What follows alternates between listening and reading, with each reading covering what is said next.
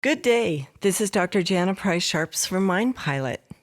Today we're going to talk about how best to handle people that are also very type A.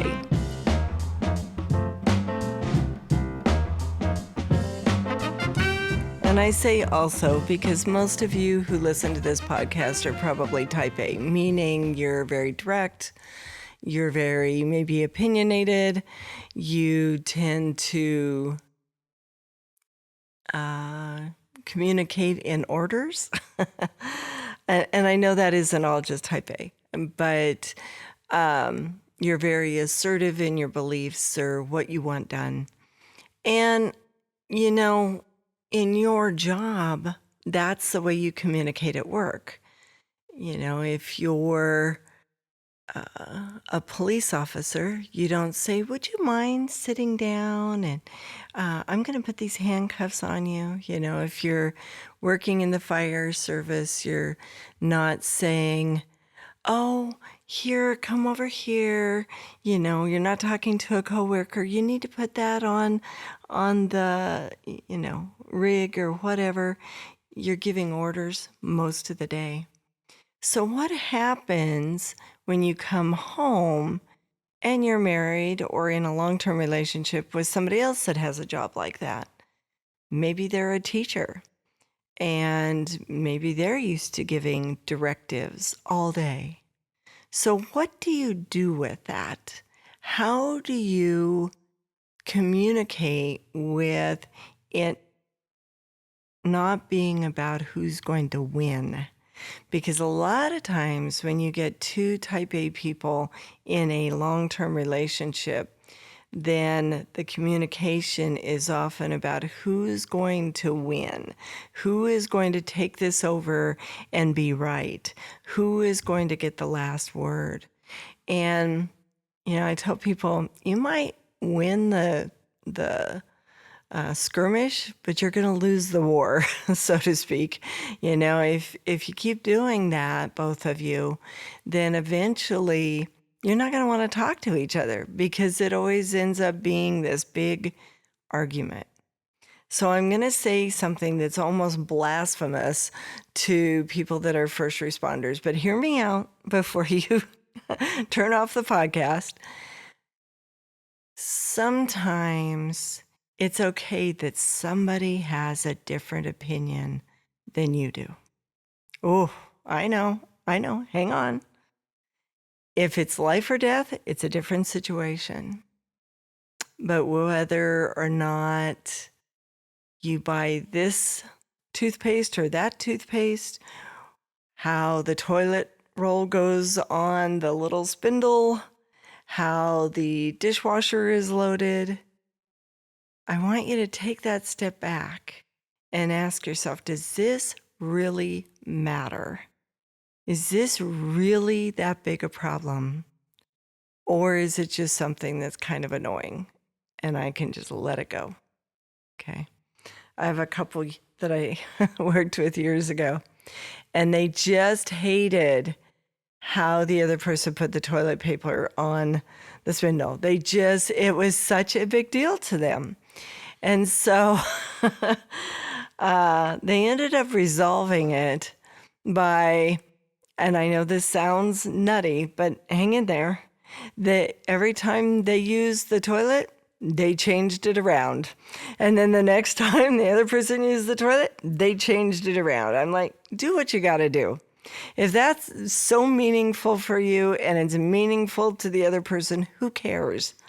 My husband and I have been married over 32 years, and we are both so type A. And oh my gosh, the first 5 years were just an interesting cacophony of irritation. But I load the dishwasher one way, he loads the dishwasher the other way. And it was just so damned irritating. If he would just do what I wanted him to do, then everything would be fine. And I'm sure he felt the exact same way. So now we kind of make a game out of it. I will load dishes in the dishwasher and rearrange what he put in. And I don't do it intentionally. I just can't stand it. I'm like, no, if that bowl is there, then it's going to. And he does the same thing to me because he is looking for maximum loading in the dishwasher. I'm looking at, are things going to actually get clean? And so whoever puts in the last dish wins. Talk about people who want to do the dishes because whoever puts in that last dish gets to decide how the dishwasher is loaded.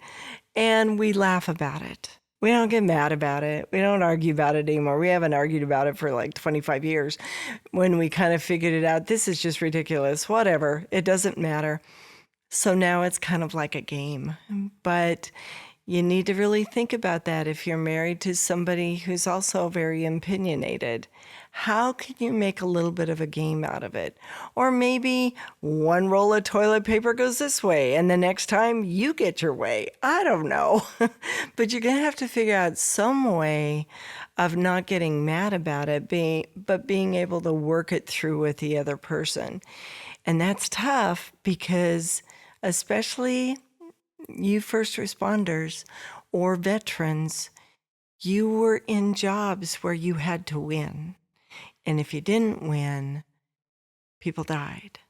And so that means in your mind, you're very hardwired now that you have to win. And it feels very urgent that you win. But is it really urgent about how they load the dishwasher? I had one guy, I asked him that, and he goes, yes, Jana, you don't understand. It is urgent. And I said, okay, but is it worth your marriage? Probably not. All right. And so I told him what my husband and I do, Matthew and I do. And so you really have to think about how important is this to you? And how can you have a discussion with your significant other about it? Don't do it while you're mad. People don't discuss things well when they're angry. And one of the things I've noticed is people want that conversation to continue. I'm like, take a break. You need to take a break because whatever is going to come out of your mouth, because you've gone from 0 to 1,000, it's not going to be good. So you need to walk away. You need to take that break and think about how can I move this conversation forward rather than staying in this power struggle? Because power struggles really shouldn't be part of marriage or relationships. I guess that there's power struggles out there in the world. I get that. But it really shouldn't be in your relationship. It should be about resolving. Not about winning, but about resolving. There's no life or death going on here, generally. Now, if it's a life or death situation, feel free, do what you got to do. But if it's about the small things, then maybe the two of you can make a plan together. Sit down and figure out what will work for both of you. Don't do that when you're angry, but figure out a solution for each thing. Think about that marital plate, right? All the things that are on that marital plate. And some of them may be big things.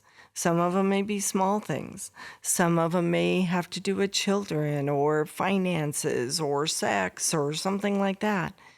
But both of you have to be part of that solution and talk about how you can work together because you're much stronger together than you are fighting with each other. I know that's out of the comfort zone for many of you. I get that. But you'll have a much better relationship at home if you can take that step back and go, okay, how can we work together to resolve this? And I would encourage you, when you're not mad, to talk to your spouse about that as well. Because if you're married to somebody type A, they need to be on board with resolution rather than winning as well. Okay? Have that conversation because you deserve to have a happy life. You deserve to wake up happy in the morning. Little changes in life lead to happiness. Do a little bit of work at a little bit of time and you're going to start feeling better. It's worth it. It is worth it. So you have a wonderful day. Thank you for joining us at Mind Pilot. Take care of yourself.